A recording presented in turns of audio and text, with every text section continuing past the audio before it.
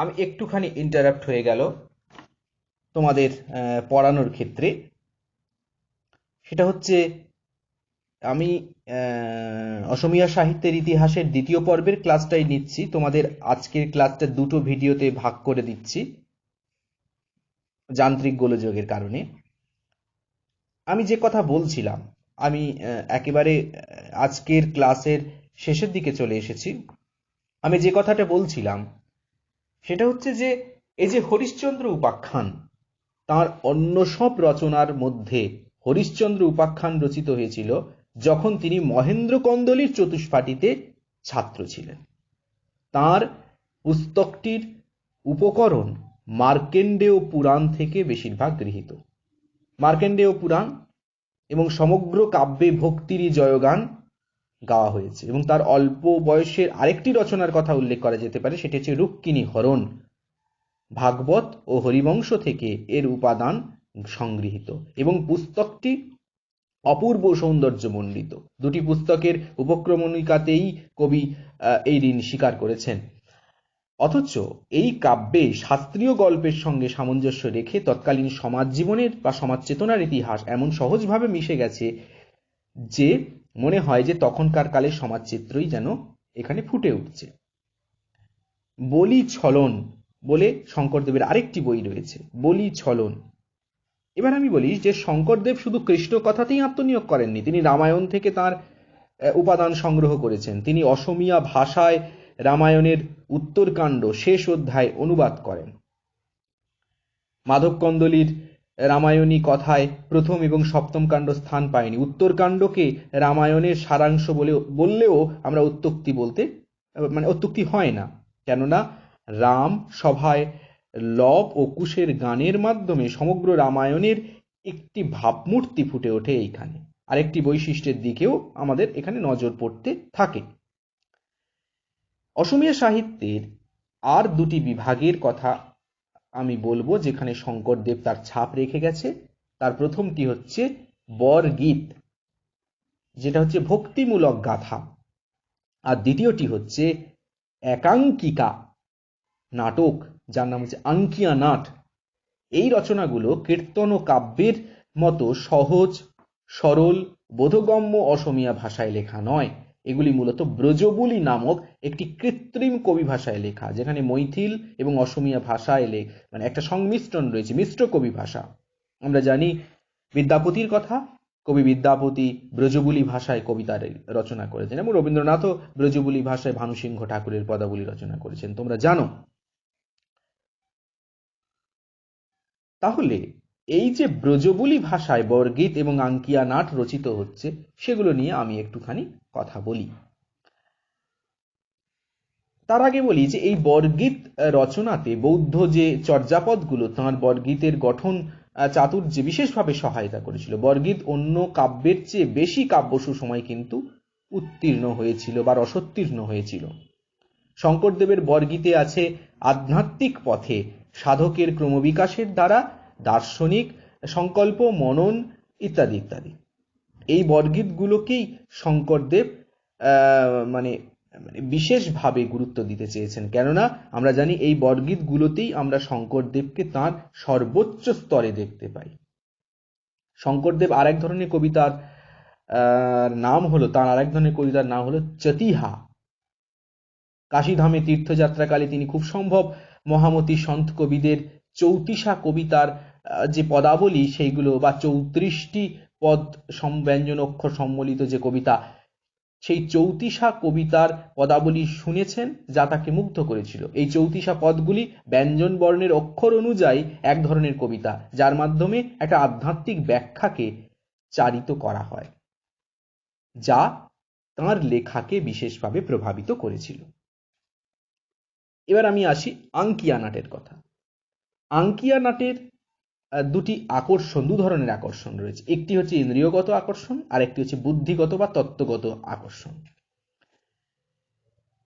এই আঙ্কিয়া নাট বিশেষভাবে শক্তিশালী একটি সৃষ্টি, যা গীতিধর্মী এবং উচ্চমানের অসমীয়া একটি সাহিত্য বলে কিন্তু বিবেচিত হয়েছিল।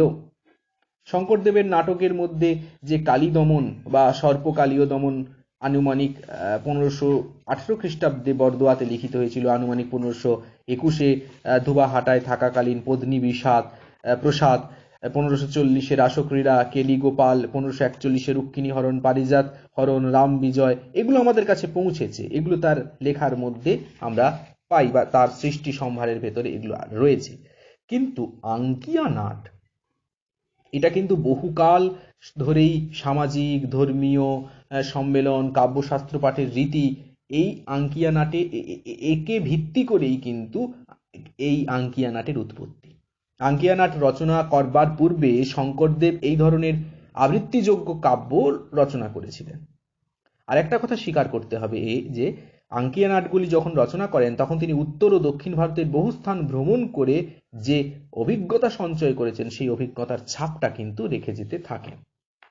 আঙ্কিয়া নাট নামটি আসামে সাধারণভাবেই ব্যবহৃত হয় এবং এগুলো বৈষ্ণব ধর্মের ভাব সম্মিলিত প্রকৃতপক্ষে এক অঙ্কের একাঙ্কিকা, এটা মাথায় রাখতে হবে। বৈষ্ণব ধর্মের ভাব সম্মিলিত এক অঙ্কের একাঙ্কিকা হচ্ছে এই আঙ্কিয়া নাট। আঙ্কিয়া নাটের আরেকটি বিশেষ লক্ষণ হচ্ছে যে কাব্য রসসঞ্চিত অবয়ব। এইসব নাটকে গান ও কবিতার প্রাচুর্য ও সমারোহ রয়েছে এবং রচয়িতাদের দৃষ্টি নিবদ্ধ থাকত নাটকের উদ্দেশ্যকে যতদূর সম্ভব স্পষ্ট করবার ক্ষেত্রে। অভিনয় এবং তার যে মেকআপ সমস্ত কিছু নিয়েই কিন্তু আঙ্কিয়া নাট একটা বিশেষ জায়গা নিতে পেরেছিল অসমীয়া সংস্কৃতিতে। আঙ্কিয়া নাটের অভিনয় এর যে সাফল্য সেটা কিন্তু আমরা বিশেষভাবে লক্ষ্য করতে পারছি এই সময়ে।